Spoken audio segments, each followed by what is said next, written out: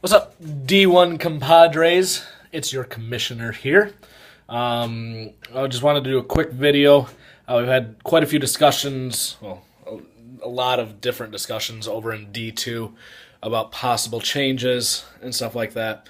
We'll get into details when we all get together in August. But I just wanted to throw a quick video out so that you guys were aware of what's coming up. Obviously, it's March. It's March 24th, so a lot of this is subject to change. Excuse me. A lot of you are not even thinking about fantasy football right now. I am. I'm always thinking about fantasy football. But I listed this on the Facebook invite. 8 going, 4 still invited. So Bork, Chris, Brian, and Doug. Obviously, Doug's not on Facebook, but you guys have yet to commit to the 17th. Obviously, we're holding it that day. Reitzman got his vacation worked around that, so thanks, Reitzman. Yeah, so the stuff that I know that we're going to talk about, I've been asked to bring up the lottery process again, changing it. The person that asked to bring it up would like a weighted lottery. I have my own thoughts on that, but because I'm a man of the people. No, maybe that's not true. But this is not a dictatorship. This is a democracy. So if I will open it up to some more discussion on whether we want to do a weighted lottery that helps out the worst teams in the league. And yeah, so we'll discuss that.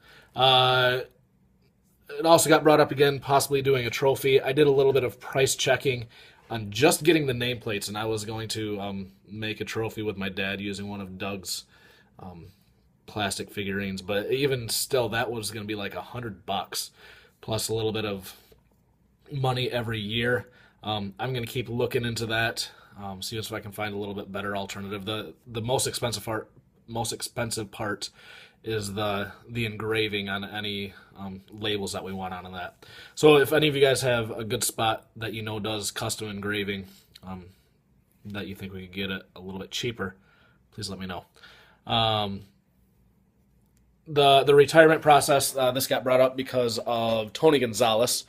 Now, obviously, he retired, and according to the rules, there's no deadline to drop him because he retired.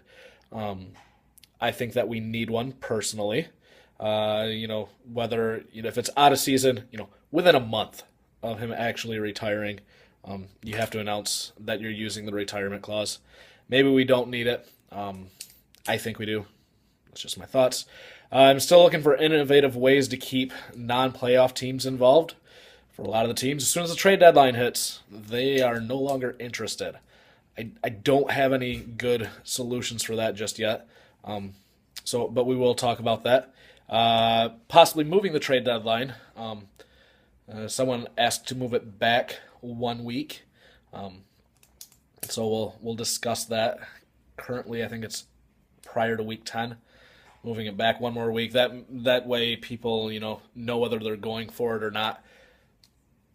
I like them, kind of needing to choose whether they're going to go for it or not. I'm not a huge proponent of moving it, but again, I will listen to everything you guys have to say about that. Then the last thing that I know that we'll talk about is home field advantage. We discussed that, I think, in D2 a little bit stronger than in D1, but where for the regular season we have home and away, and then the home team can decide to switch out one of their players after the week is done.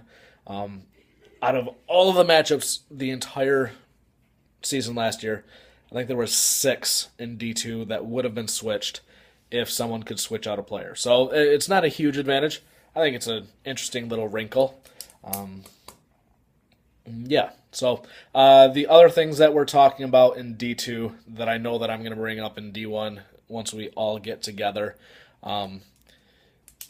is lengths of contracts for expensive guys. I don't want this to turn into a redraft league. Now, this year is an anomaly because we're exactly 5 years in. Everyone that was signed to a 5-year contract is no longer under contract. Rob, you're done paying for Steve Slayton. congratulations. He's no longer a burden to your cap. So all the guys that were signed to 5 years, no longer under contract. So this, I don't want to implement too many extreme changes this year because I think that this year's draft is going to take a long time as it is. But I would like to discuss these possible changes once we all get together. The other thing that, we've also discussed moving the rookie draft and free agent auction up to prior to preseason. Now, obviously, the argument about doing it as late as possible, then we all know exactly. Andy throws out the example: if Carlos Hyde gets drafted by the Arizona Cardinals, we know where he's going to sit on the depth chart. The closer to the season we get. But I would argue that it takes more strategy to kind of forecast all of that stuff, and everyone would be on the same playing field. Yeah, I'm intrigued by this, about getting everything done, by the end of July, prior to, any preseason games taking place. If you have strong thoughts on it, you can comment in the email string that I'll post this to, so that we include everyone's thoughts into it. Obviously, this is nothing we have to tackle right now. I know it's the off season for D1. So, but I wanted everyone to have plenty of time, and hopefully, 4 months is long enough to digest all of this.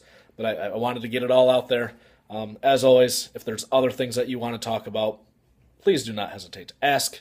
I will make sure that it gets discussed. Until next time, Kamish, Oot.